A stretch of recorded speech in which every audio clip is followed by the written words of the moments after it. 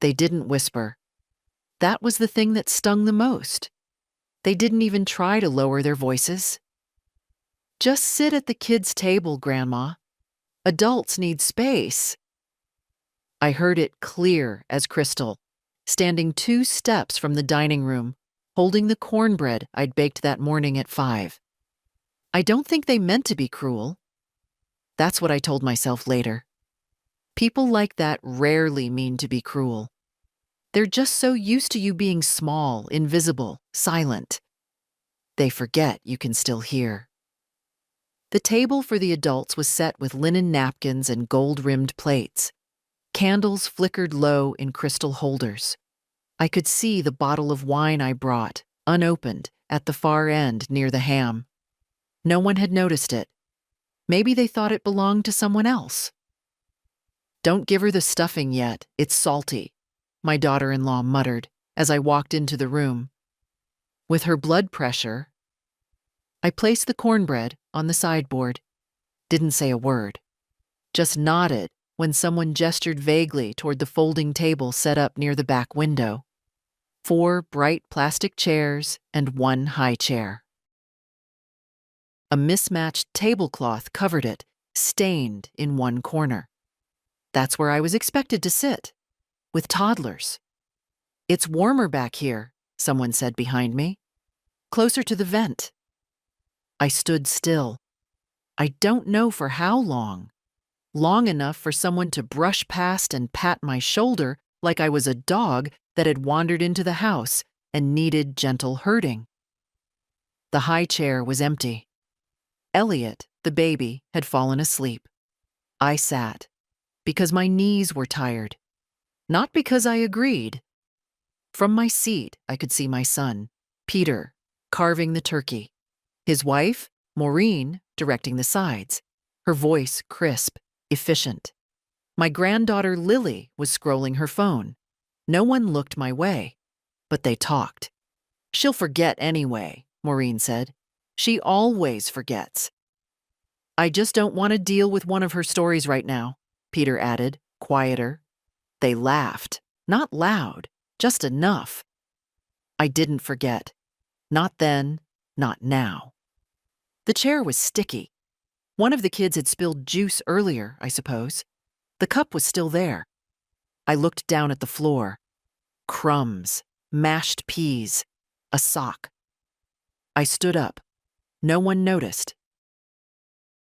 I walked past the kitchen. The gravy simmered. The sweet potatoes were starting to crust at the edge of the dish. I picked up my coat. It was where I'd left it, hanging on the same hook I always used, near the back door. Shoes on, no rush, no drama. I stepped outside into the cold. The wind wasn't bitter, not yet. It was just sharp enough to make me pull the collar up. I walked to the end of the driveway, then kept going. Didn't look back. Nobody called after me. Nobody followed. They wouldn't even notice I'd gone until dessert. Maybe not even then. The sidewalk felt unfamiliar beneath my shoes. Too flat. Too smooth. Suburban neighborhoods always try so hard to be neat. As if freshly raked lawns and motion sensor lights can hold a family together. I passed 4 houses before I realized I didn't know where I was going, but I kept walking. There was a bus stop at the corner of Hawthorne and 5th. I remembered it from when Peter was little. I used to take that line to my night shifts at the fabric store. That store's long gone now, turned into a smoothie bar with chairs too low and music too loud. But the bench was still there. So I sat. It was just past 5. I had no phone on me. Left it charging on the nightstand in the guest room they never let me use. They always said the mattress was too soft, that it wasn't safe for my back. I knew the real reason. They didn't want me staying too long. I checked the posted schedule. The 6:10 would take me downtown. I had no plan beyond that. Only a purse with a wallet, keys, and some folded bills tucked behind a receipt. Enough for a motel room, I guessed. Maybe dinner. Maybe not. A teenager walked by with earbuds in, eyes down. Didn't even glance my way. That used to bother me, being ignored. Not anymore. Now it felt like a kind of freedom. The bus pulled up with a hiss and a sigh. I climbed aboard, nodding at the driver. He barely looked up. "Downtown," I said. He nodded once. "That's where we're headed." The seats were mostly empty. I chose one by the window and sat with my hands folded neatly in my lap. Across from me, a woman about my age was knitting something blue. She didn't look up either, just kept stitching, as if her needles were the only thing holding her together. The city slid by in quiet pieces. Gas stations, strip malls, shuttered storefronts. I didn't recognize half of it anymore. That felt fitting. I wasn't the same either. It took 27 minutes to reach the center. I got off at Main and Wexler, where the lights always seemed a little brighter, even on holidays. The hotel I'd stayed at once, years ago, was still there. The awning had faded, but the lobby smelled the same. Old coffee, carpet shampoo, and something like lemon. I walked up to the front desk. The clerk glanced up from her screen. Young, polite, tired. "Do you have a reservation?" "No," I said. "Just need a room for the night." She tapped at her keyboard. "Single queen okay?" "Perfect." She slid a form across. I filled it out in my neatest handwriting. Signed my name like it still meant something. Paid in cash. She handed over a key card. "Room 203, she said. "Elevators to your left." The room was small, clean, quiet. One bed, one lamp, one chair. That was enough.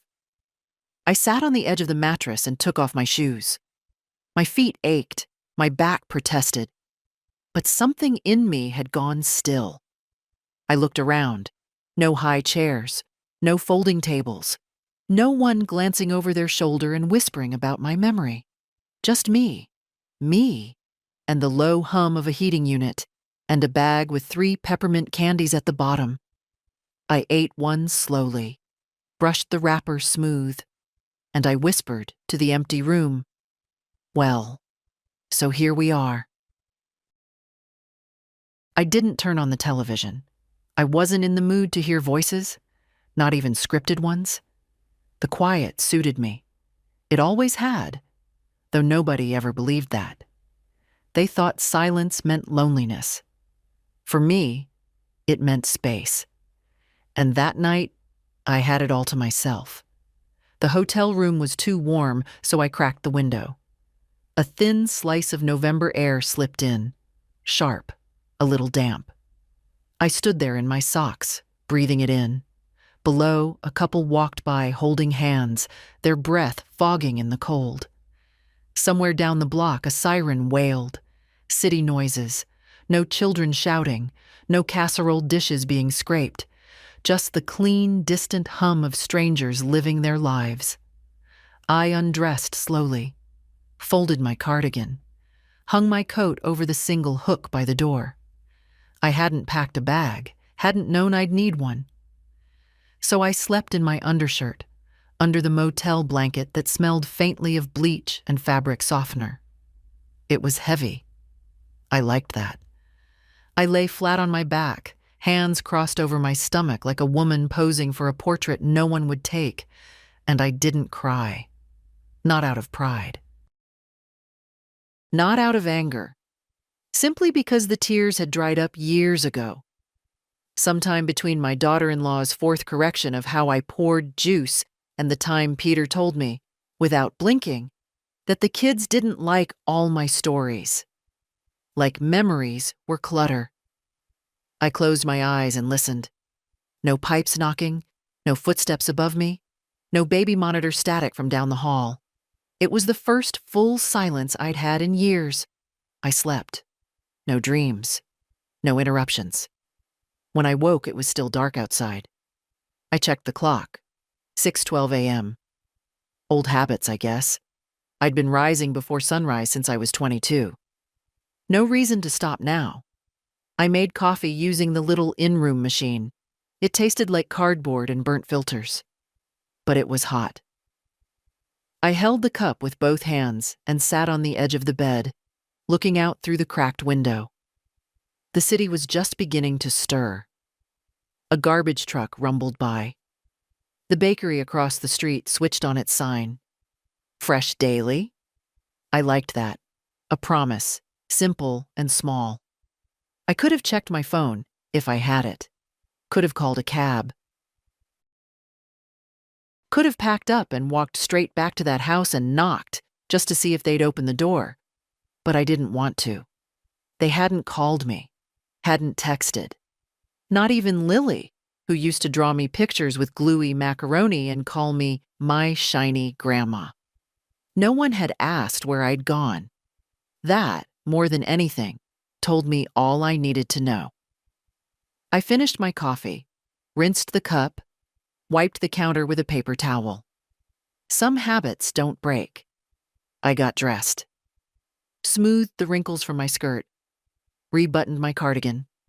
I tucked the hotel key card into my purse. I didn't have to leave until 11, but I was ready now. Outside, the air bit a little sharper than the night before, but I welcomed it. It felt honest. I walked without rushing, past shuttered storefronts, past a man with a dog in a red coat. I nodded to him. He nodded back. That was enough. On the corner, a newspaper box displayed the date. Friday, the day after Thanksgiving. In that whole city, I had nowhere to be. And for the first time in decades, that didn't scare me. It steadied me. I kept walking.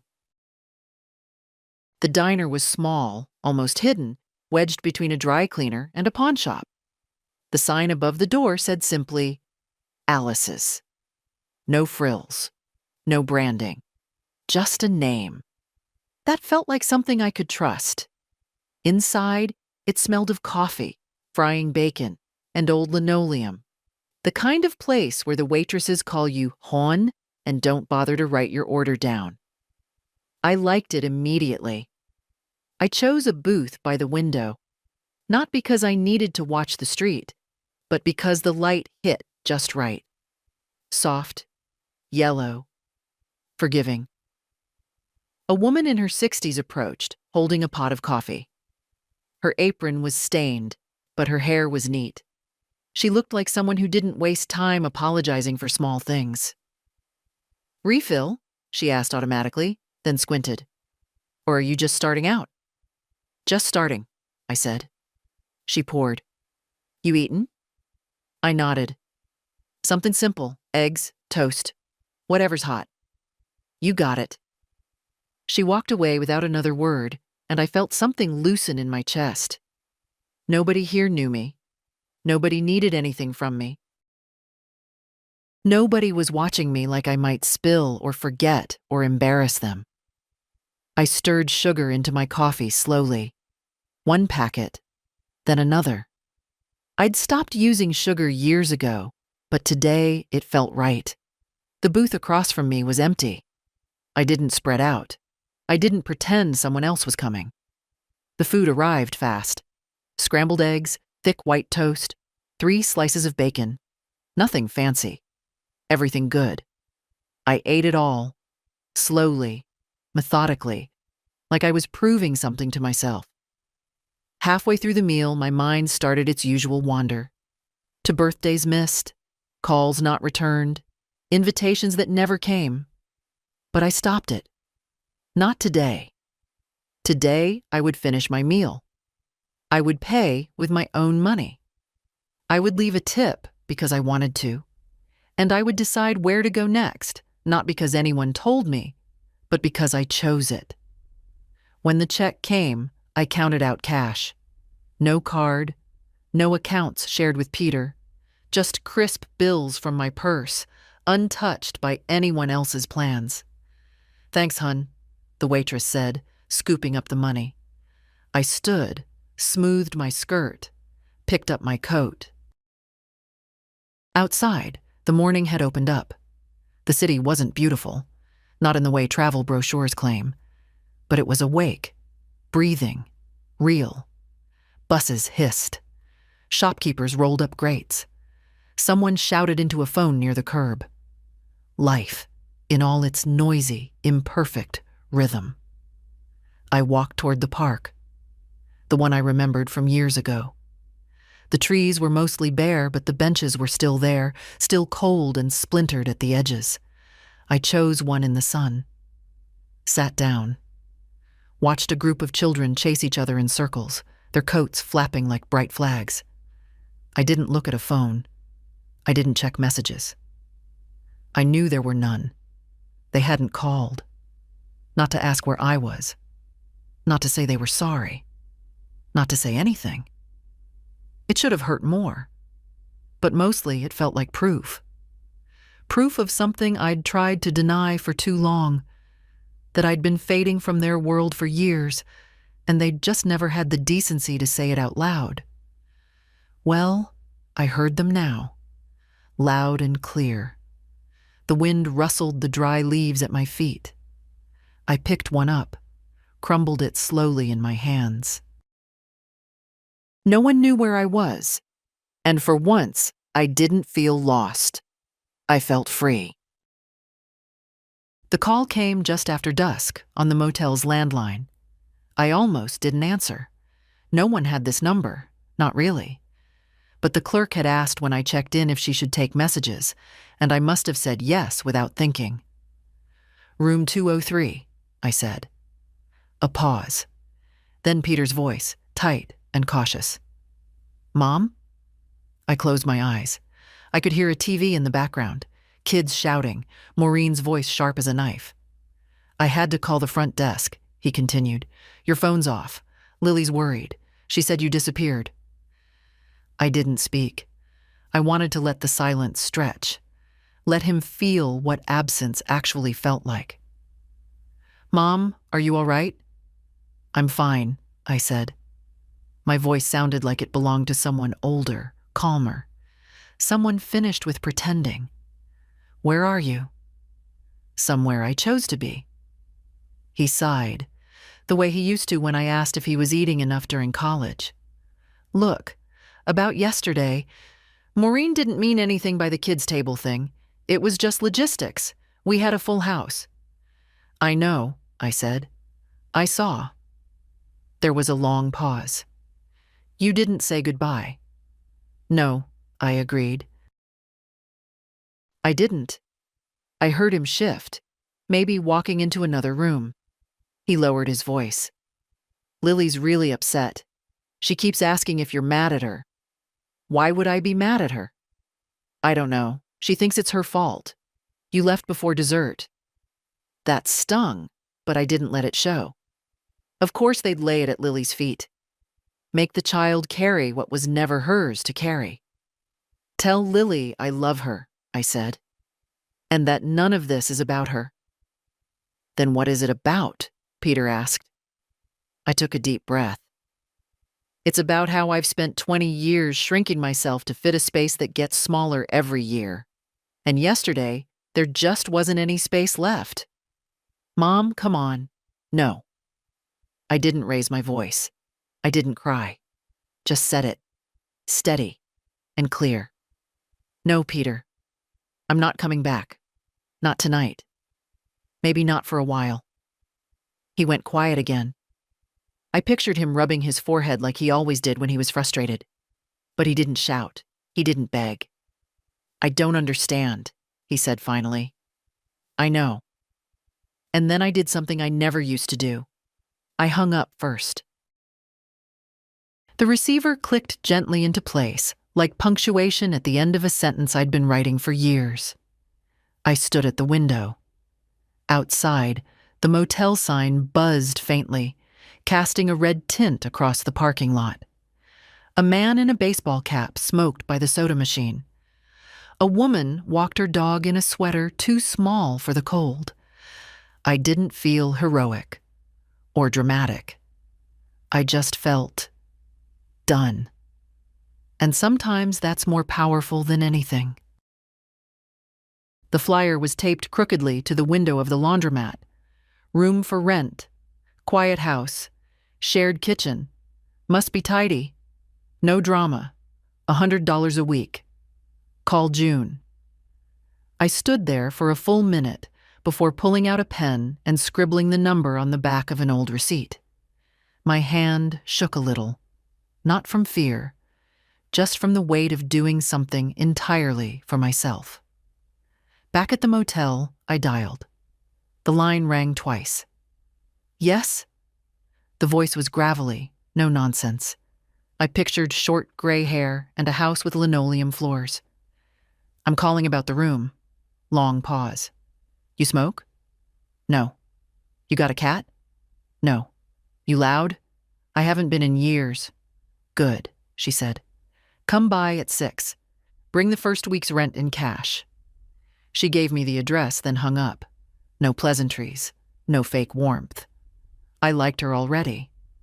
The house was on a side street just beyond the bus depot. One story, with faded green siding and a crooked mailbox. A row of wind chimes hung from the porch, tinkling softly in the cold air. I knocked. The woman who opened the door looked exactly how I imagined.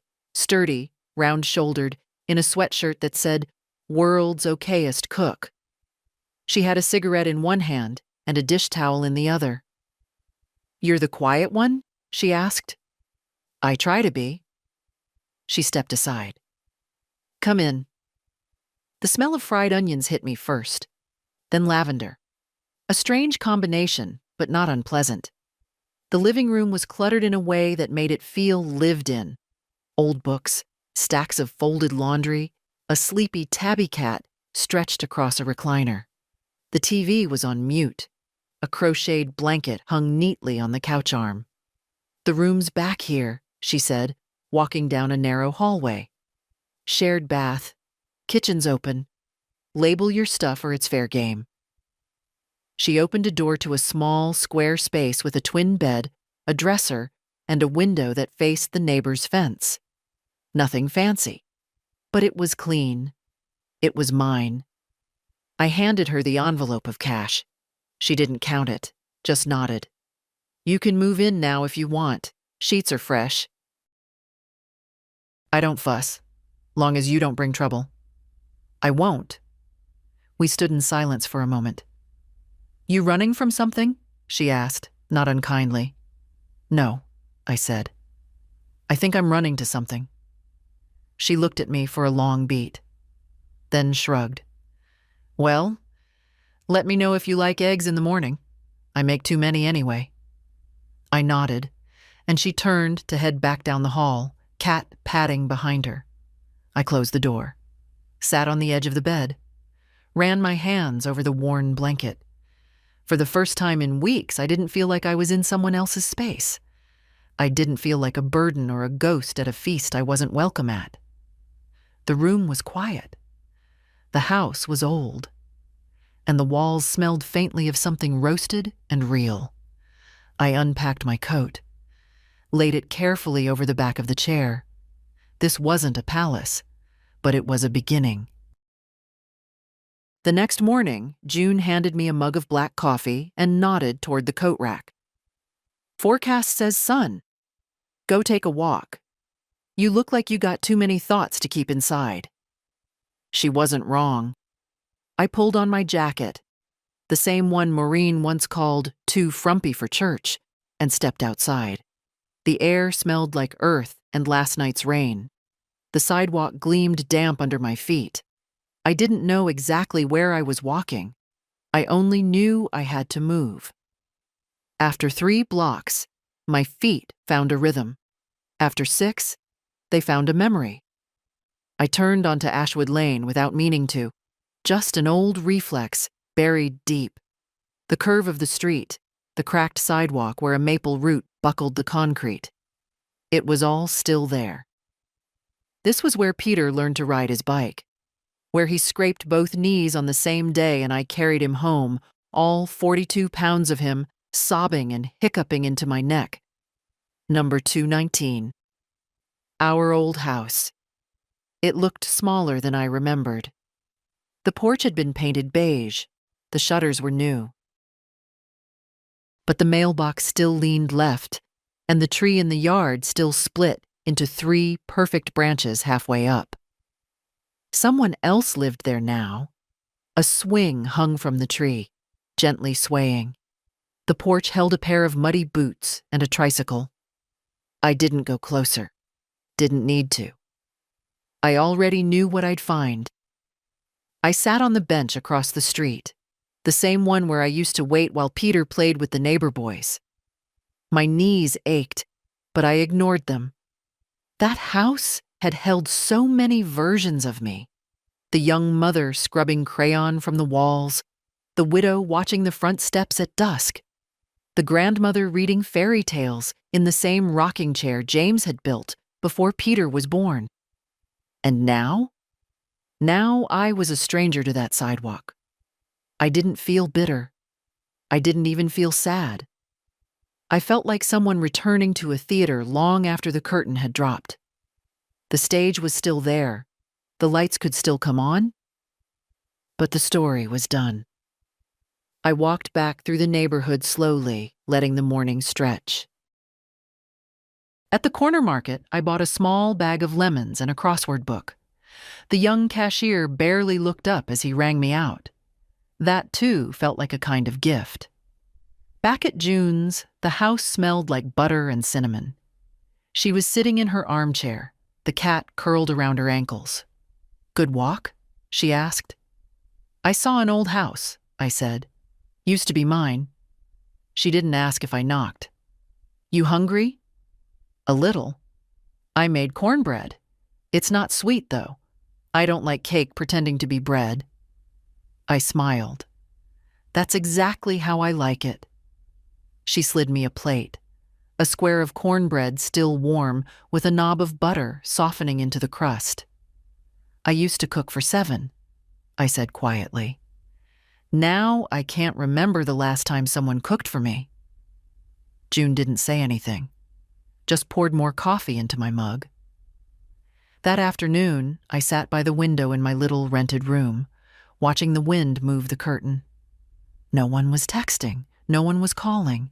There were no grandbabies at the door with sticky fingers and staged hugs. And for the first time, I didn't ache for that.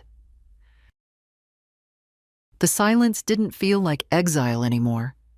It felt like a clearing, the start of something, a life that belonged to me.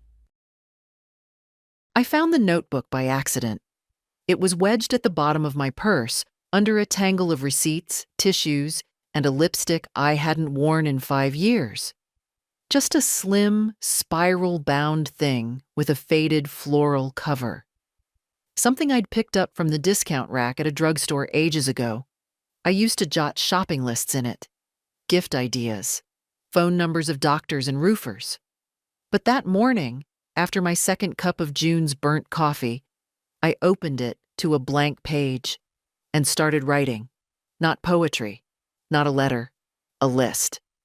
At the top of the page, I wrote what I've given, not out of anger, just curiosity. It began like this: paid Peter's college deposit, $1,000. Co-signed for his first car. Canceled trip to Oregon to watch the grandkids while Maureen had her surgery. Paid for said surgery's out-of-pocket portion. Hosted 8 consecutive Christmases, cooked all meals, never once asked for help. Babysat 3 nights a week for 2 years.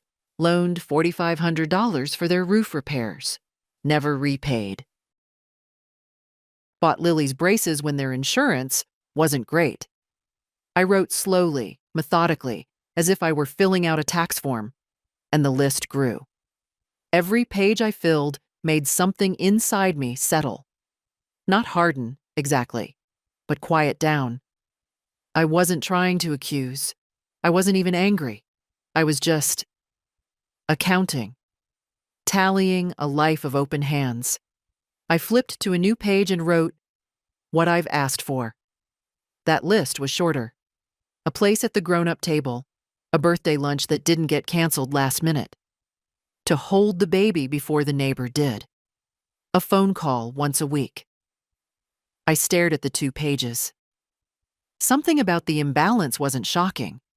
What shocked me was how long I'd lived with it without even noticing, like a slow leak under the sink. You get used to the smell of mildew, until one day the floor gives out beneath you. I closed the notebook and laid it on the bed beside me. I didn't cry.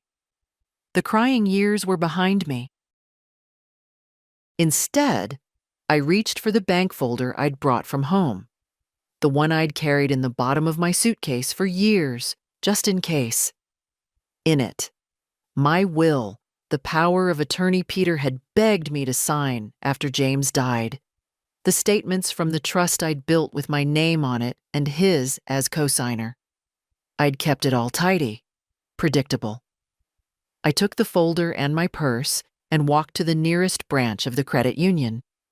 It was 3 blocks down from a thrift store and a nail salon called Fancy You. The woman at the desk had braces and a name tag that said Becca. She offered me a warm smile and asked how she could help. "I'd like to change the power of attorney on my accounts," I said calmly, "and remove my son's access." She blinked. "Of course, ma'am. We can help with that." Her fingers tapped at the keyboard. "Do you have a new designy?" "No," I said. "I'd like to keep it with me." She looked up. "You'll need a witness, someone you trust." "I do," I said. "I trust myself." Becca smiled hesitantly and slid a form across the desk. "Sign here then, and here." "One more on this page." I signed. It took 15 minutes. 15 minutes to unhook myself from years of financial babysitting. 15 minutes to say, I am not a purse that walks. I am not an ATM in orthopedic shoes. When I walked out of the bank, my wallet felt no lighter. But I did. The sun had shifted. It was high overhead now, turning the sidewalk gold. I walked to the thrift store and bought a scarf in a shade of green I'd never worn. The tag said $2.50. I paid in cash. At home, June was watching a crime show with the volume low. "Good day?" she asked without looking up. "Actually, yes." She patted the couch beside her. "I made tuna salad. Help yourself if you're hungry." I sat, not because I needed food, but because someone had offered without condition, without expectations. Just a simple thing, freely given. And for the first time, I realized how rare that had become. My name was off the accounts. My money was mine again. And the next time someone asked what I could give, I'd ask them to check their own list first. The office smelled like old paper and lemon-scented floor polish. A little too cold, a little too quiet. The receptionist offered me water, but I declined. I wasn't there to get comfortable. I was there to make sure I was no one's backup plan ever again. The door opened, and a woman in her 50s stepped out. Gray suit, tight bun, no-nonsense eyes. "Mrs. Harper?" "That's me." "I'm Elaine Mason. Come in." Her office had no family photos, just a clock ticking too loudly and a plant that looked like it was surviving on pure spite. I liked her already. She gestured to a chair. "So, you want to revoke your old power of attorney and update your will?" "Yes," I said. "And I want it all airtight. No wiggle room." She nodded and opened a folder. "You listed your son, Peter, as executor and beneficiary of your trust. Do you want to remove him completely?" "I want it rewritten from scratch," I said, my voice even. "He doesn't need to know what I have, and he doesn't need to count on it." Elaine paused, watching me closely. "Understood. Do you have someone else in mind as executor?" "I'll name one later," I said. "For now, I want it held in my name with all decisions mine alone. If something happens to me, let the court assign a neutral party. I'd rather a stranger handle it than someone who only remembers I exist when they need something." There was a silence. Elaine didn't offer sympathy, just nodded again. Fair enough. We went through the papers, line by line, every clause, every transfer. The trust was still intact, solid, clean. But the way it was written before, Peter would have been able to liquidate most of it within days of my passing. He wouldn't have even had to look anyone in the eye to do it. Now he wouldn't see a cent unless I decided otherwise, and I didn't see myself changing my mind. Elaine pushed a pen toward me. Ready?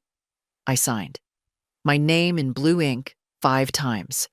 My hand didn't tremble once. When it was done, she leaned back. Anything else? I pulled out one more envelope, an old one, yellowed at the corners. Inside was a letter James had written 2 months before his death. It wasn't sentimental, it was practical.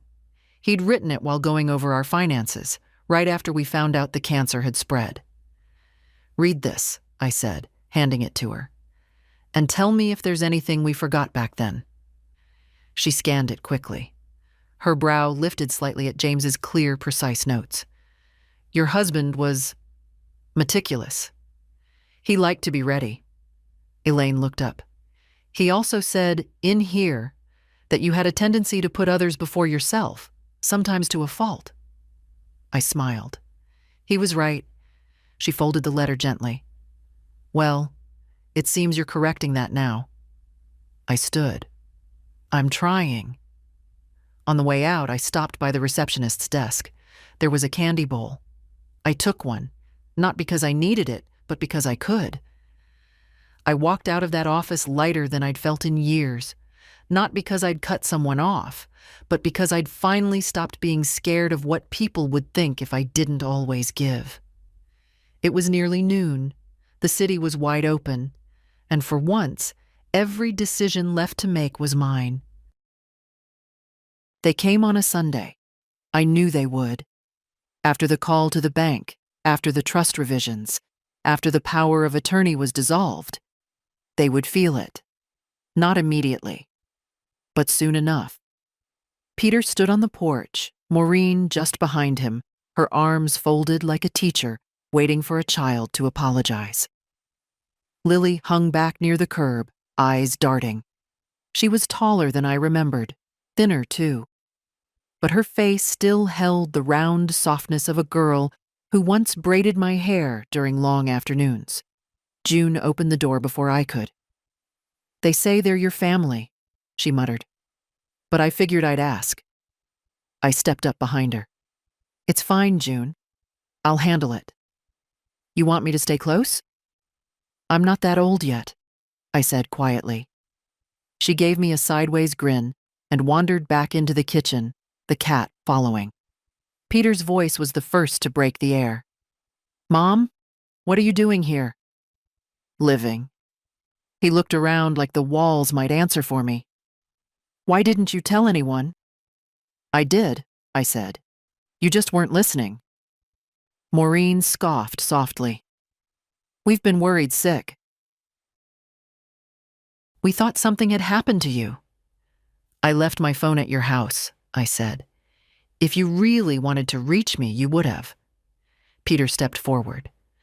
Lily's been upset. She thought you ran away because of her. I turned to my granddaughter. Her eyes were wide, searching. Oh, Lily, I said gently. I didn't leave because of you. I left because of the silence around me, even when I was in the same room with everyone.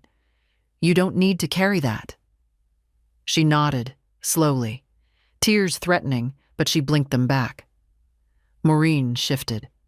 Look, I know things have been tense, but maybe we can sit down, talk like a family. Come back for dinner. The kids miss you. Dinner? I repeated, quiet and measured. Back at the house where I wasn't worth one adult chair? Peter flinched. It wasn't like that.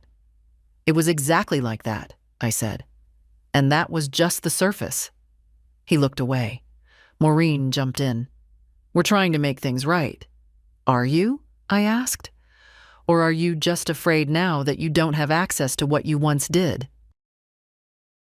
Peter stiffened. That's not fair. What's not fair, I said slowly, is years of giving without acknowledgement. What's not fair is loaning thousands with nothing but vague promises. What's not fair is realizing your child sees you as a resource instead of a person. I know exactly what you did and what you didn't. Like invite me, like speak to me unless it served you, like make space for me that wasn't in the margins. Lily stepped forward, small and shaking. Grandma, can I still call you? I looked into her eyes and saw something honest there. Something I'd nearly stopped believing existed in that house. Of course, I said. Anytime. You're always welcome. Her lip trembled. Even if they aren't? That's up to you, I said. But my door opens only for people who see me. Peter cleared his throat. So, that's it? You're just done? I didn't hesitate. Yes. I said it not as punishment, not as vengeance. Just as a boundary. A complete sentence. Peter's shoulders sagged like someone had cut his strings. Maureen opened her mouth, but I held up a hand. We've said enough. I've lived enough of this chapter. I stepped back, reached for the door. Lily looked back once as Maureen gently guided her toward the car. I nodded. The door closed softly. Inside, June was drying dishes. She didn't ask how it went. She just set out 2 mugs and filled them with tea. You said it? She asked. I did. And? It felt like telling the truth out loud for the first time in years. She passed me a sugar cube. Well, then let that be the last lie you ever live. I dropped it into the tea, let it dissolve. No one else came to the house that week, and I didn't wait for them to. I hadn't meant to open the top drawer of the nightstand, not for anything more than an extra pen, but my hand brushed something soft. A folded linen envelope, yellowed at the corners. I recognized James's handwriting immediately. It was dated 2 months before he passed. No stamp, just my name in the center, written the way only he ever wrote it, plain, steady, no frills. Marilyn. I sat down slowly on the edge of the bed, the envelope in my lap. The room was quiet, the kind of quiet that holds its breath. June had gone out to buy sugar. The cat had disappeared into the closet. I was alone in the best way. No one waiting on me. No one watching. I opened the envelope and unfolded the pages. His handwriting was neat, but fading. A little shakier than I remembered. My girl. If you're reading this, it means you're still sorting through the mess of things I've left behind. Sorry about that. I tried to keep things simple, but you know how life likes to leave drawers full of junk. I've been thinking about the years ahead, the ones I won't see. And there's something I need you to hear, from me and no one else. You give too much. Not in the ways people praise, not in casseroles or birthday cards or warm hugs, though you give all of those too. You give by erasing yourself. You step out of the photo so someone else can fit. You eat last. You sit quietly while others take credit for things you did. You hand over your piece just to keep everyone else comfortable. I've watched you do it for years, and I let you. But now I'm asking you not to. Not anymore. Don't spend your last decades being tolerated, sweetheart. Be where you are wanted. Don't hand over the wheel of your life just because someone tells you they know the road better. You've lived too long and learned too much to be a passenger. And if Peter forgets that, or Maureen pretends not to notice you, let them. Some people only learn from the space you leave behind. I loved you for your gentleness, but I love you more for your fire. Let them feel the burn. James. I read the letter 3 times. The third time, I didn't cry. I just folded it again, as neatly as I could, and slid it back into the envelope. My fingers smoothed the crease like muscle memory. I didn't need the letter to tell me I was right to walk away, but it helped. Sometimes, the only thing keeping us stuck is the voice we miss the most, not saying what we need to hear. Well, I heard it now. I stood and tucked the envelope into the inside pocket of my coat. The good coat, the one with real buttons and deep pockets. It belonged next to my heart. Outside, the sky was soft with evening. The wind was low. In the distance, someone was playing a piano behind an open window. A few notes at a time. Hesitant. Beautiful. I wasn't just moving on anymore.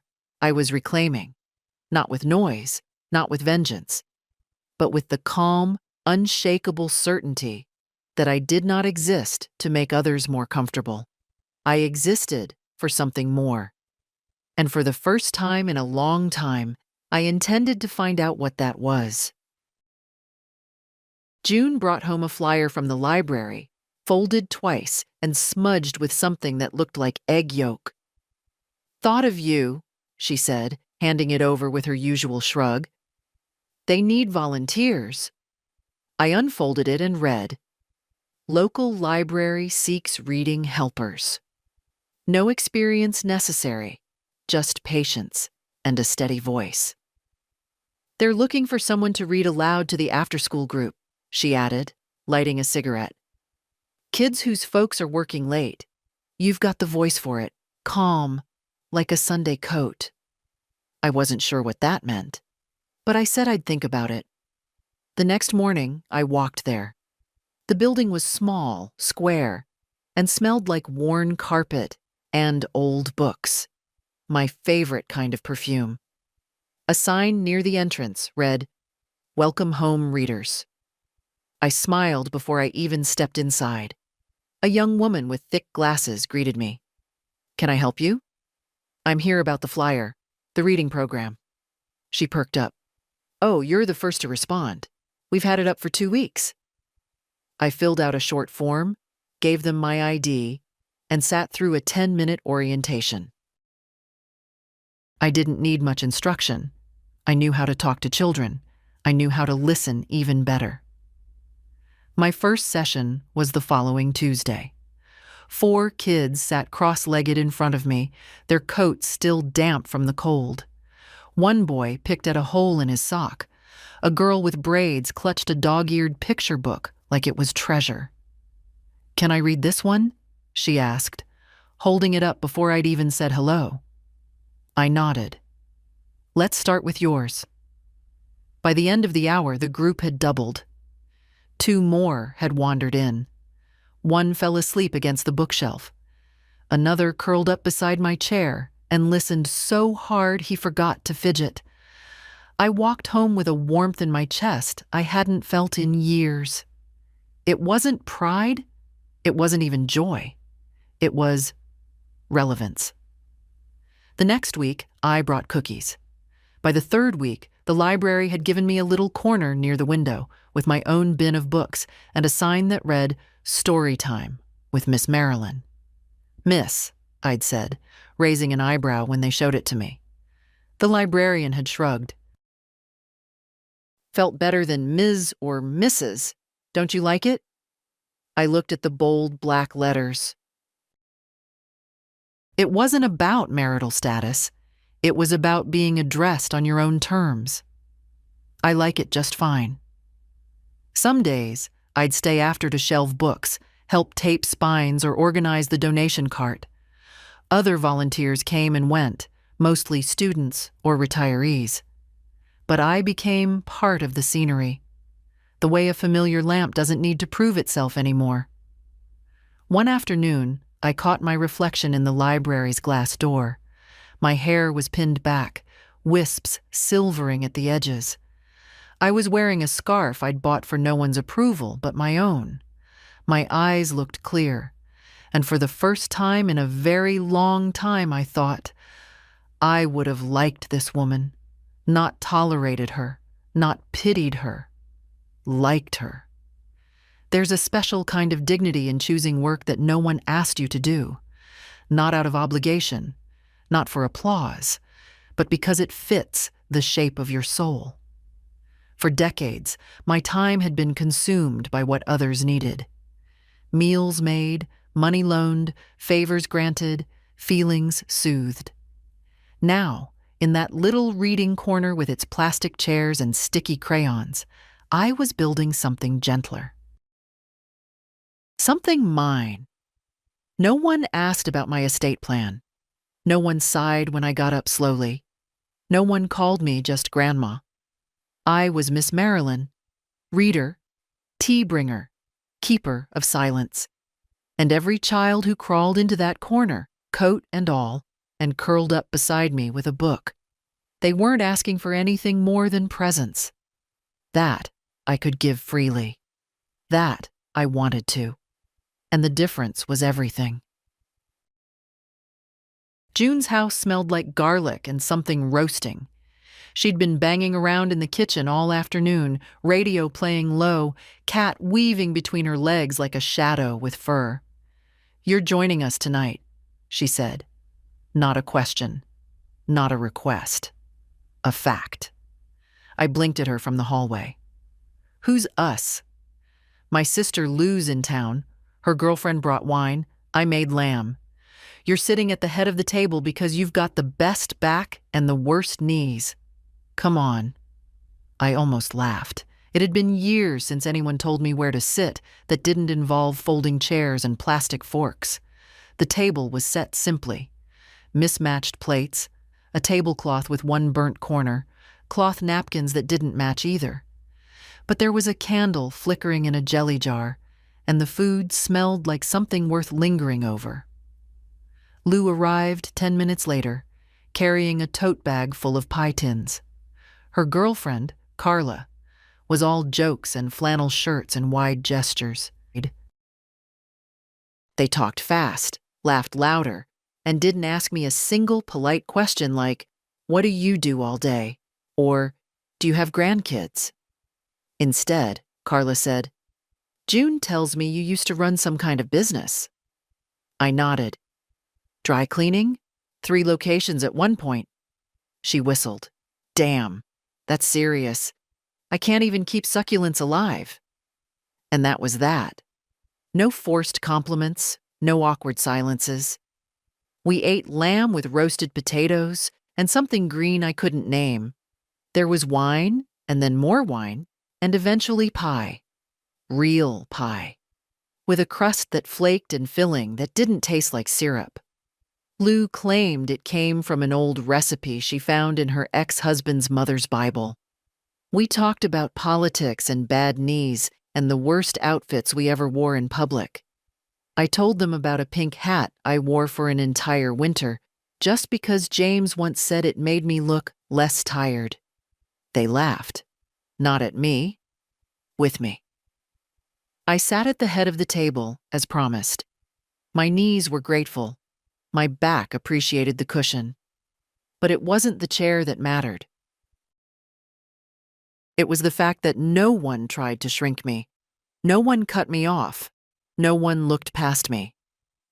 When the laughter died down and Lou started boxing up leftovers, Carla poured the last half glass of wine and looked over at me. "You always this quiet?" she asked. I shook my head. Just this rested. That got another round of chuckles.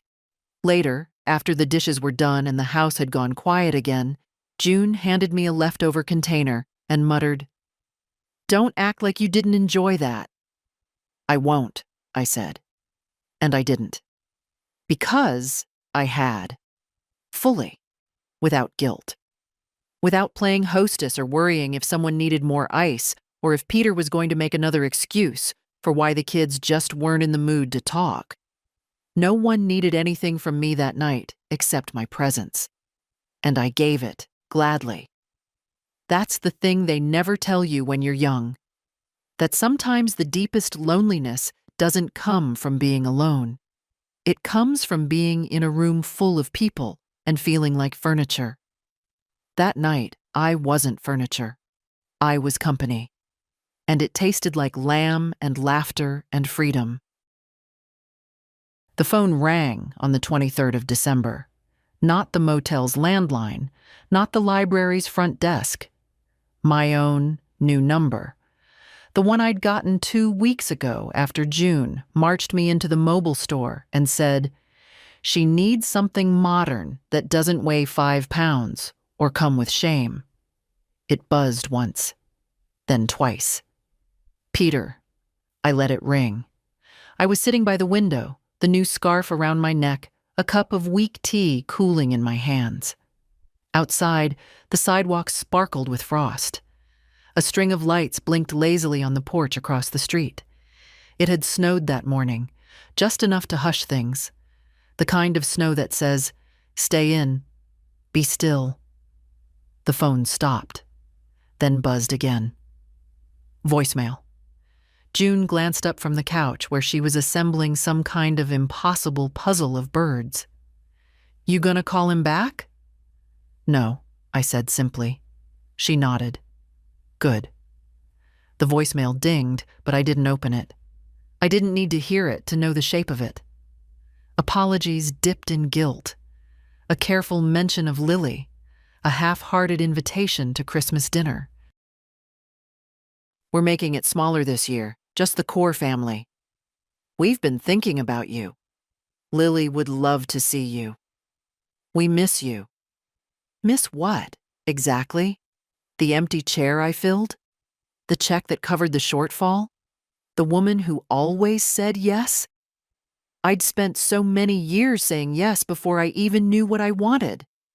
Before I even considered the possibility of saying no. Because I thought that's what mothers did. What grandmothers were for. But I knew better now. That call wasn't for me. It was for the version of me they hoped still existed. The pliable one. The one who would brush aside months of silence and disrespect just because a tree went up in the living room. The version who would bring pie and sit quietly while they forgot to pour her wine. I stood up, poured the cold tea into the sink, and started a fresh kettle. June glanced at the phone on the table. "You want me to block the number?" "Not yet," I said. "Let it ring a few more times." "You sure?" "Yes," I said. "I want to know I'm not needed. I want to know they're still trying." "But I don't need to hear it." The kettle hissed, and I made a new cup. This time with sugar. 2 spoons. That night, I didn't think about what they were doing, whether the tree was up, whether Maureen had finally learned to make stuffing that wasn't gluey. I thought about the children at the library, the ones who leaned their heads on my knee when the book got soft in the middle. I thought about Carla and Lou and June, laughing so hard at dinner they nearly cried. I thought about the letter from James in my coat pocket, folded carefully, its edges worn with rereading, and I let the phone ring. Not to punish, not to make a point, but because silence, the kind I chose, was sweeter than any hollow invitation. I sat at the table alone that night, my dinner simple. Lentil soup and a slice of June's bread. I lit a single candle, not for show, but because the flicker made the room feel warm. There were no gifts under a tree. There was no tree, just me. And I was not lonely. I was present. And for the first time in a long time, that was enough. New Year's Eve arrived without glitter, without plans, without anyone asking what I'd be wearing or bringing. And still, it felt like a celebration. I woke early. The library was closed, and June had driven off to visit her niece 2 towns over, leaving a note on the fridge. "There's chili in the pot. Cat's been fed. You know where the wine is. Don't wait up." So I didn't. I spent the morning rearranging the furniture in my little room, not because it needed it, but because I did. I moved the bed to face the window, shifted the chair to catch the light. I took the scarf Carla gave me and draped it over the lampshade. Just enough green to warm the walls. It wasn't much, but it was mine. By noon, I'd started writing again. Not lists this time. Not ledgers of what was given and not returned. Just small thoughts in the margins of that old notebook. Phrases I liked. Sentences I hadn't said aloud. At 4, I lit a candle. At 5, I made a plate. 2 slices of bread, a bowl of chili, 1 square of dark chocolate, and a small glass of red wine. Not a feast, not a toast. Just a meal. Simple, quiet, mine. I set the table properly. Napkin, fork, the good bowl June lets me borrow now without asking. I sat at the chair with the cushion, the one that creaks a little, and I ate. No one rushed me. No one talked over me. No one asked me to move for a photo. Just the sound of the fork against the bowl and the soft clink of glass against wood. After dinner, I stepped outside. The wind had settled, and the air was crisp, full of that deep stillness only winter gives. The neighborhood was quiet. No parties spilling out onto lawns, no music vibrating from car windows. Just a dog barking in the distance, and the soft crunch of snow beneath my boots as I walked to the sidewalk. I didn't go far, just enough to feel the night. At the corner, a couple passed me, holding hands and sharing a scarf. They smiled. I smiled back. No one flinched, no one hurried. Back home, I made tea. Chamomile, the kind I used to drink in secret, because Maureen once said it made the whole house smell like an old drawer.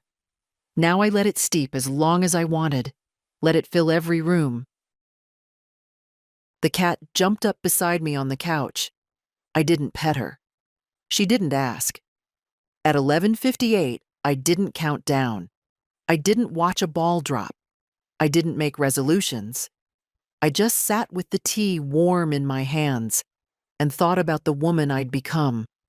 Not out of rebellion, not out of bitterness, but from finally turning toward myself. For so long, I'd been a supporting character in other people's stories. The one who smoothed things, softened blows, filled in where others had left gaps. But not anymore. Now I was the voice that didn't get talked over. The name no longer used only when something needed fixing. The place that didn't empty itself out just to be welcome. When midnight came, it did so gently. No fanfare. Just the quiet tick of a clock and the certainty of breath. And I whispered, not loudly, not for anyone else, just for me. Happy New Year, Marilyn. No one toasted me. No one texted. And I didn't mind, because I was already full, not with wine, not with food, but with myself. And for the first time in a lifetime, that was enough.